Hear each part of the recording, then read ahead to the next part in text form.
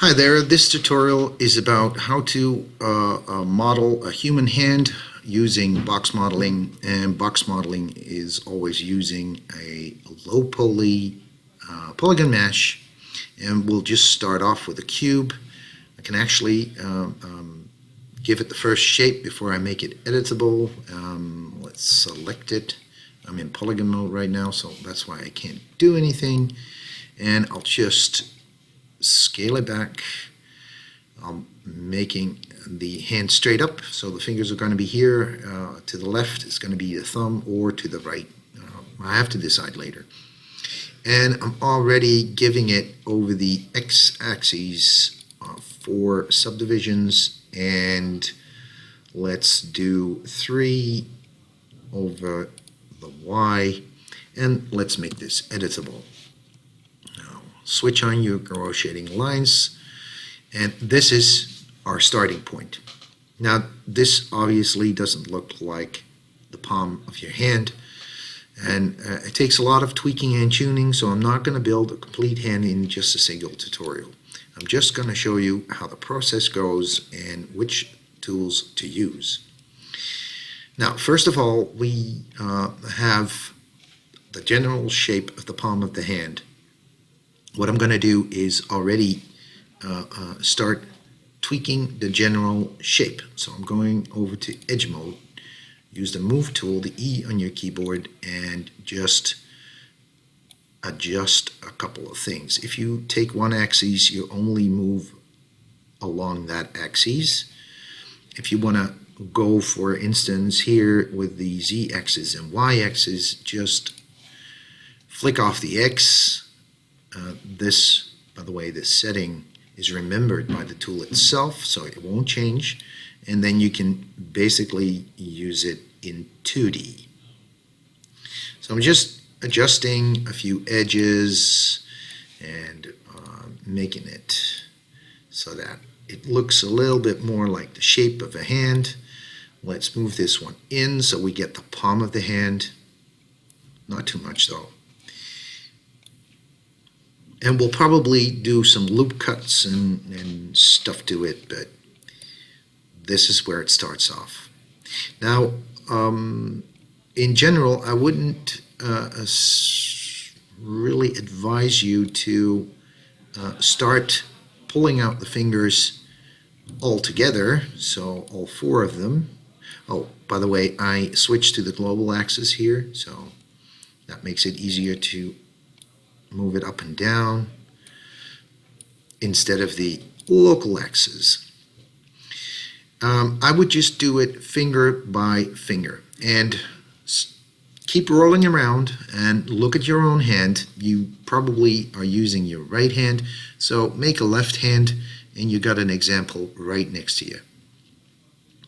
So first thing is to go into polygon mode and select the first finger, the index finger. It's going to be a left hand, and let's hit the D. All these tools are usually here in the create tool box, but I'm using the shortcuts because it's a lot easier.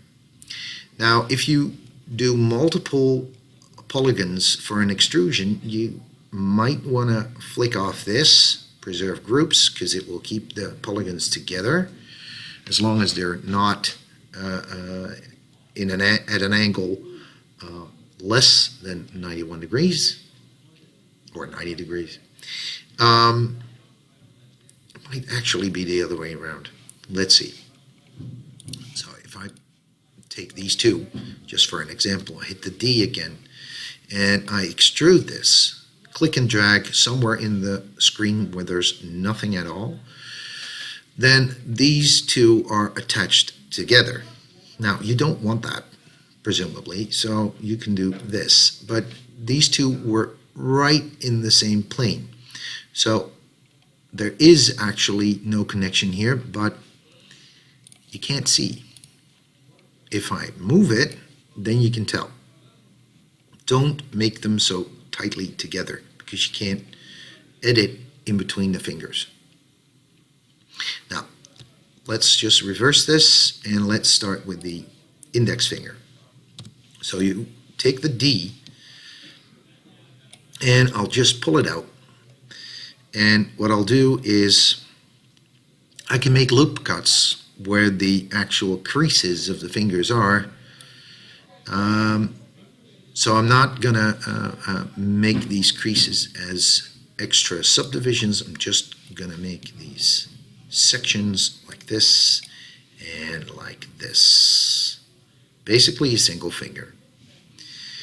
Now, this could be way too big. One way to check it is we're going to make it a subdivision surface. So I'll ask for a subdivision surface, then put the cube in. And this will give me an idea of what it looks like when the object is actually smoothed. Now we can, you can actually tell that the finger is way too thick. One way to solve that is to immediately go into polygon mode, select these and just move them like this and keep turning to see if you're doing it correctly. That might be going into details too much too soon. So first build the general shape, then edit the fingers and the thumb. So let's just go ahead and take this one. If you don't like it that it's constantly in the subdivision mode, just hit the Q key on your keyboard and you go back to just a low poly geometry, and we'll hit D again and we'll make this slightly larger because the middle finger is slightly larger, and just do 3 subdivisions like this. Now keep turning. You can change everything, and I can already tell that this line is askew, but we're going to, in the second part, going to make this into at least 6 to 8 points instead of 4, because that is going to help make the shape a round. 4 is actually short of round because the rounding makes it kind of square. So if I hit this, and you can tell it's basically a square that's rounded off. So we're going to make more subdivisions, but we'll do that once the general shape is in there. So let me just put these edges straight. I'll select in edge mode. I'll select with the shift key, and let's move it up here, and let's move this a little bit more here. Let's see how it looks. This looks kind of square like that, and then I can move the polygons like so and move them in a little bit. See, I have to do that to these two as well. Now, what you need to know is that because the surface that was here, the polygon that was there, and this one have the same normal. Normals are actually invisible. You can make them visible, but they're at a straight angle to the surface. So if I extrude this, it will come out straight along this plane, and I don't want that. I want to have a space in between. So what I can do is actually just move this edge a bit down, so now this normal, invisible normal, is pointing outwards to the right. And you can tell because now I get space in between these two fingers. Let's see, that's a little bit too short, but I can still use the move tool. And let's do that again. And again, this is way too big. I'll adjust it later. I'll do the same thing with the edges again because they don't look too round. If the pivot point is in the way, then just hit Alt-D. Don't forget what that shortcut is because that's a toggle. And then you lose the axis so you don't deselect stuff. So you move it in, and let's see, it's still pretty rectangular. Well, that's all right.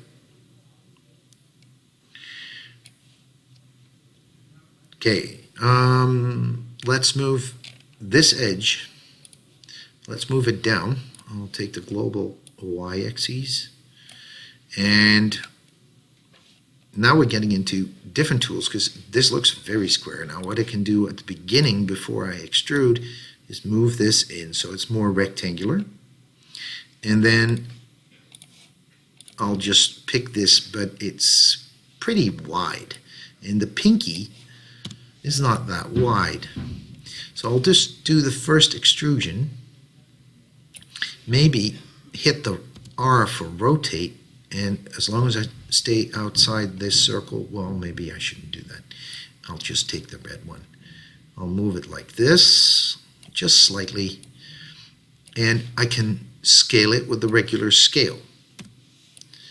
There is a different scale called normal scale, and it will scale all the selected polygons on their individual center.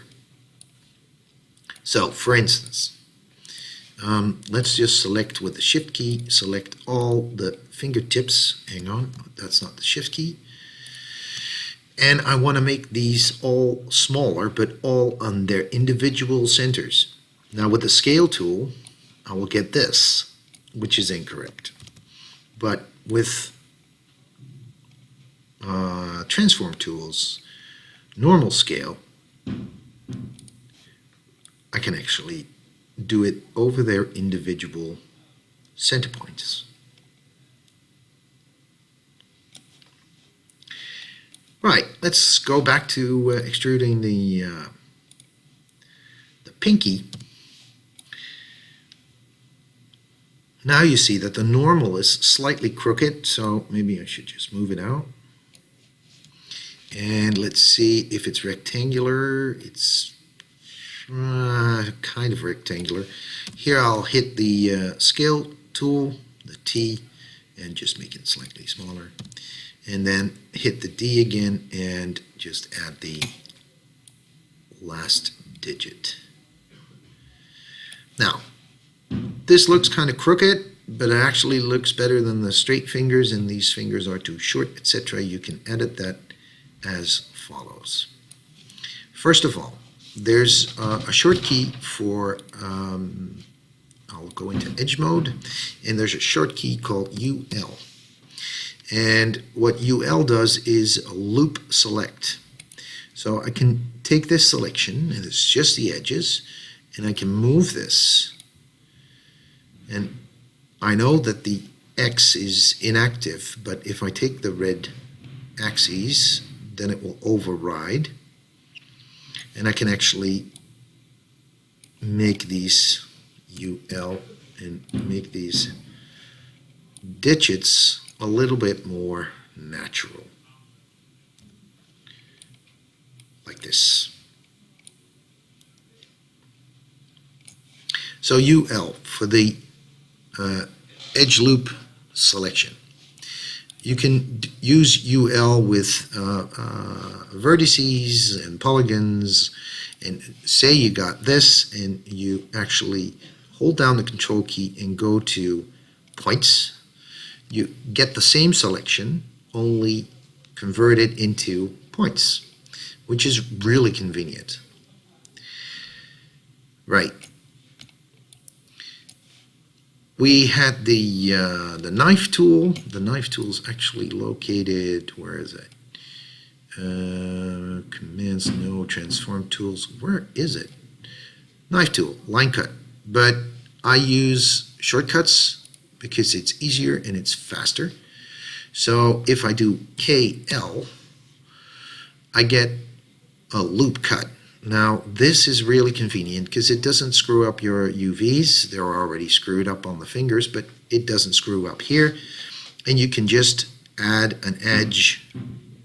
This is, for instance, fine.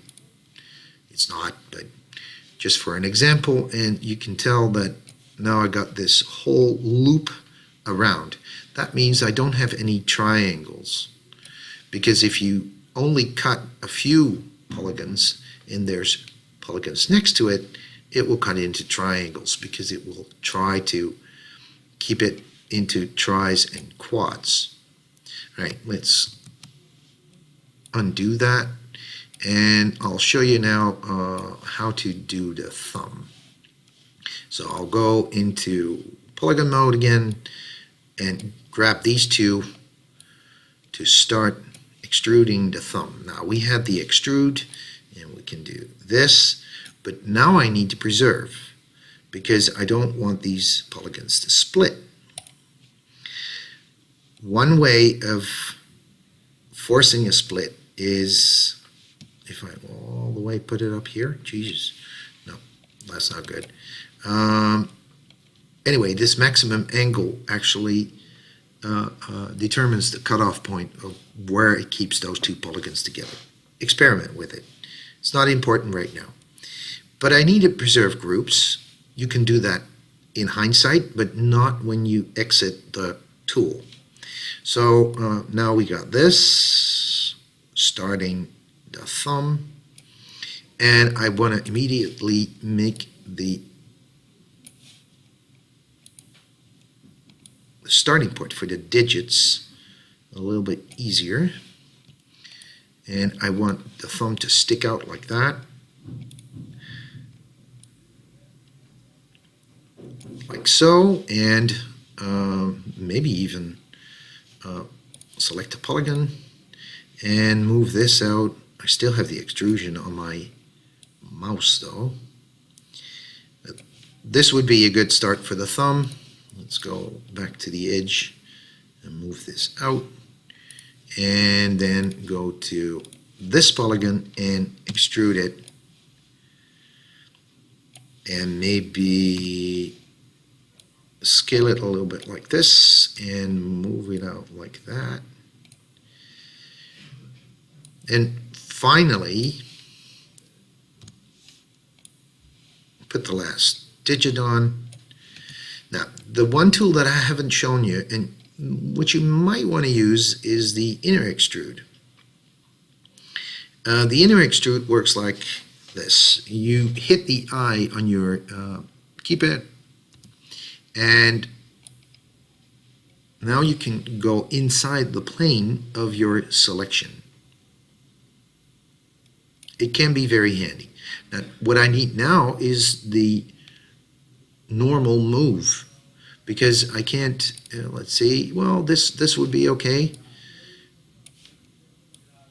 but say my axis is skewed, then I can use the normal move, which is the short key MZ, and it will do exactly the same, but I don't have to pull on one of these axes, because now I can just click somewhere where there's nothing and just pull it out.